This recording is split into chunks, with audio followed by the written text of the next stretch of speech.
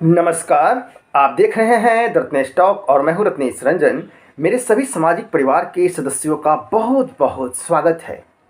लखीमपुर खीरी में पिछले दिनों 4 किसान, 3 बीजेपी कार्यकर्ता, एक ड्राइवर और एक पत्रकार की मौत हुई, जो कि बहुत ही दुर्भाग्यपूर्ण है, दर्दनाक भी है और लोकतंत्र पे एक धब्बा के समान भी है।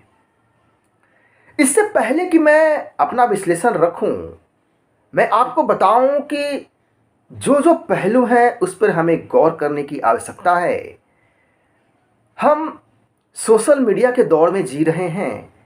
आजकल जो न्यूज़ चैनल पे दिखाए जाते हैं या अखबारों में जो खबरें आती हैं, उससे पहले सोशल मीडिया पे आ जाती हैं और ऐसी खबरें काफ़ी कुछ कह जाती हैं।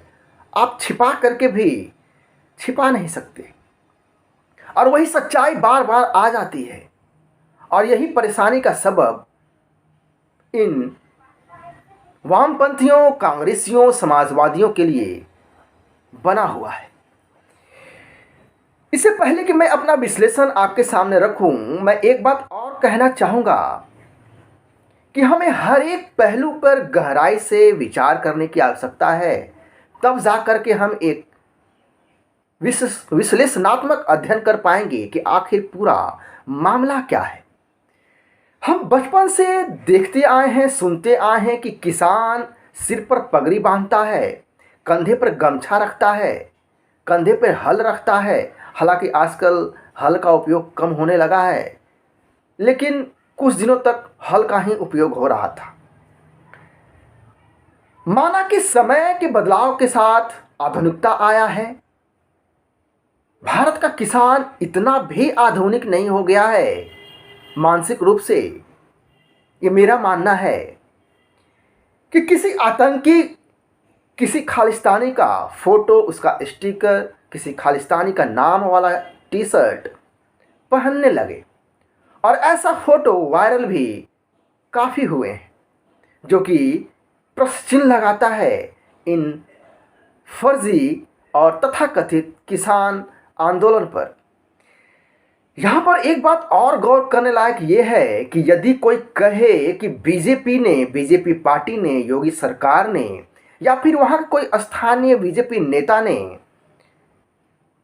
किसानों की हत्या करवा दी, उस पर गाड़ी चलवा दिया, तो यह भी एक हास्यास्पद है। राजनीतिक एंगल से देखा जाए तो पॉलिटिकली ब्लंडर मिस्टेक होगा किसी भी पार्टी के लिए, चाहे वो सत्ता में हो या सत्ता से बाहर हो। जबकि ऐसे माहौल में कि अगले ही कुछ महीनों के अंदर उत्तर प्रदेश में विधानसभा चुनाव होने वाले हैं, तो फिर प्रश्न उठता है कि क्या योगी सरकार इतनी बेवकूफ़ है कि वो चुनावी माहौल में किसानों की हत्या करवा दी और ऐसा करके वह अपने सीट कम करवा ले, एमएलए की संख्या कम करवा ले। ऐसे वक्त पे हर कोई जब अपनी राजनीति चमकाने के लिए गांव की गलियों में पहुंच रहा है कि हमें वोट दे दो, हमें वोट दे दो, ऐसे वक्त पे, ऐसे समय में कोई नेता, कोई राजनीतिक पार्टी गाड़ी चढ़वा दे और वो भी सत्ताधारी सरकार, ऐसा हो सकता है क्या? ऐसा संभव है क्या? यह भी अपने आप में एक सवाल है जो कि विचारणीय है। डिप्टी सीएम केशव प्रसाद मौर्य उत्तर प्रदेश के और केंद्रीय गृह राज्य मंत्री अजय मिश्र, जिनका दूसरा नाम टोनी भी है, और उनके बेटे मोनू को परियोजना के उद्घाटन के लिए जाना था। इसी बीच केंद्रीय मंत्री के ड्राइवर को बाहर खींचकर उपद्रवी फर्जी किसानों के भीड़ ने पीट कर इतना मारा, इतना सर से खून बहाया कि उसकी मौत हो गई। पीटते हुए वीडियो वायरल भी है और वो इतना दर्दनाक है कि वो दिखाया भी नहीं जा सकता है। सर से खून निकल रहे हैं और ये उपद्रवी किसान जो अपने आप को कह रहे हैं, यह डंडे से पीट कर उसकी हत्या कर रहे हैं। वो वीडियो में देखा जा सकता है किसान के रूप में गुंडे पूछ रहे हैं कि बोलो, तुझे टोनी ने भेजा है ना। टोनी मतलब केंद्रीय गृह राज्य मंत्री, जिनका ऑफिशियल नाम अजय मिश्र है। वो गुंडे यह भी बोलते हुए सुने जा सकते हैं कि बोल, तुझे टोनी ने ही भेजा है ना गाड़ी चढ़वाने के लिए। वीडियो में साफ साफ देखा जा सकता है कि किसानों के रूप में इकट्ठा हुए गुंडे जबरदस्ती वही बात बुलवाना चाह रहे हैं जो ये जो किसान के वेश में गुंडे हैं, वो जो सुनना चाहते हैं वही बुलवा रहे हैं। एक वीडियो और देखने को मिलता है जब डंडे से पीट पीट कर उसकी हत्या कर दी जाती है। अलग अलग एंगल से अलग अलग वीडियो हैं और वो वीडियो उस समय का है जब वह घटना घट रही थी। उस ड्राइवर को इस कदर मारा गया कि वह मर गया।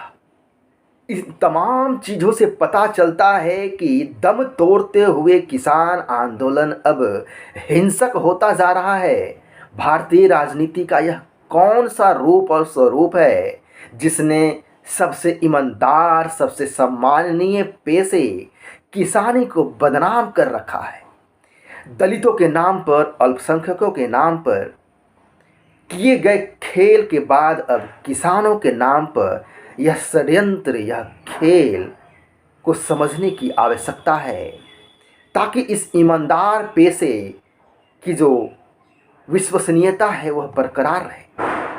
इसलिए लखीमपुर खीरी का सच सबके सामने जल्द से जल्द लाने की आवश्यकता है। साथ ही साथ इस बात की भी जांच होनी चाहिए कि क्या सचमुच में सत्ता के अहंकार में केंद्रीय गृह राज्य मंत्री के बेटे ने अब कानून अपने हाथ में लिया, ऐसा है क्या? या फिर एक षड्यंत्र के तहत योगी सरकार को बदनाम करने की यह एक कुकृत्य है। अपनी सहूलियत के हिसाब से साइड चुनकर नरेटिव करने वाले जो मकसदधारी, जो एजेंडाधारी मीडिया हैं, उनका एजेंडा किसी से छिपा हुआ नहीं है। चाहे वो सोशल मीडिया पे हो, चाहे वो न्यूज़ चैनल हो या फिर अखबार हो।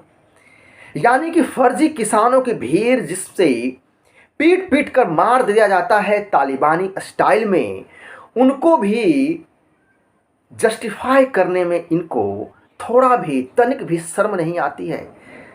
कतई इन लोगों को भारतीय संविधान में विश्वास नहीं है, इसमें भी कोई दो राय किसी को नहीं होनी चाहिए, जो कि एक अहम सवाल है।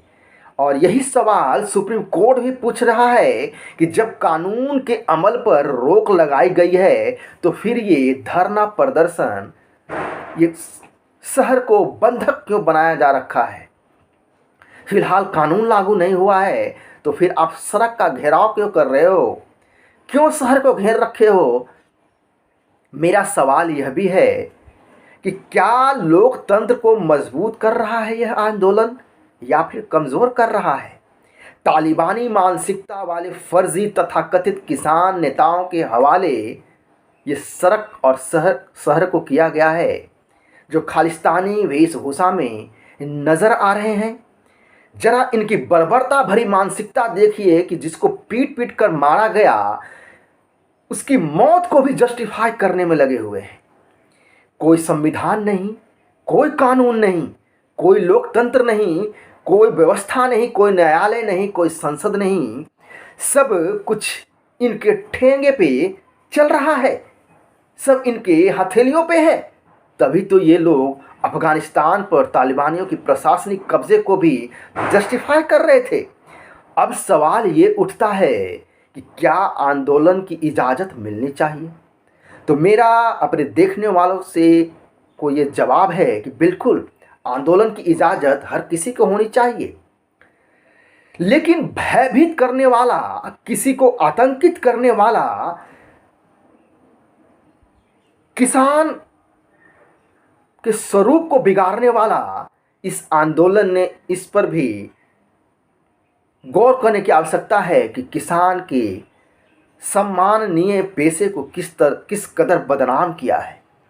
ये वो लोग हैं जो हर दिन लोकतंत्र को, संविधान को ठेंगे पे रखते हैं। ये अराजक आतंकी मानसिकता वाले हर जगह आपको पाए जाएंगे। इसके अलावा आप ध्यान दीजिए कि लखीमपुर खीरी घटना के जो वीडियो हैं वो सोशल मीडिया पे हर जगह सर्कुलेट हो चुके हैं। और इसी वर्ष इसी तरह की घटना हम लोगों ने 26 जनवरी को देखा। हमने देखा कि कैसे फर्जी किसान पुलिस पर तलवार लिए उनके गर्दन काटने पे उतारू हैं, हाथ की उंगलियां काटने पे उतारू हैं। तो लाल किला पर भी उपद्रवियों को हमने देखा कि कैसे अराजकता भरी माहौल, पूरी दुनिया इसका गवाह बना। और ये सब सिर्फ और सिर्फ फर्जी किसान आंदोलन के नाम पर हो रहा है। वरना ये लोग वो हैं जो पंजाब के बीजेपी विधायक का कपड़ा फाड़ फाड़ कर नग्न सरेआम करते हैं और उसको भी जस्टिफाई करते हैं। इस फर्जी आंदोलन का स्तर इस बात से पता चलता है कि इस फर्जी आंदोलन को जीवंत रखने के लिए इंटरनेशनल वेश्याओं का भी सहारा, मियाँ खलीफा जैसे वेश्याओं का भी सहारा लिया जाता है। कभी भी हम हल जोतने वाला किसान को तलवार लिए हुए नहीं देखा, लाठी लेकर पीट पीट कर किसी की हत्या करते हुए नहीं देखा, एक आम किसान खालिस्तानी बनते हुए नहीं देखा, एक आम किसान को आतंकी बनते हुए नहीं देखा, अराजक बनते हुए नहीं देखा। और ऐसा कोई किसान, एक ईमानदार, एक मेहनती किसान ऐसा करेगा भी नहीं, ये मेरा खुद का विश्वास भी है। क्या कोई किसान इतना क्रोधित हो सकता है कि किसी को पीट पीट कर हत्या कर दे? यह अहम विचार करने योग्य सवाल है। तो विचार अवश्य करें। आशा करता हूँ यह विश्लेषण आपको संदर्भ को समझने में मदद करेगा। मैं फिर मिलूँगा किसी दूसरे मुद्दे के साथ। तब तक के लिए नमस्कार, जय हिंद, वंदे मातरम।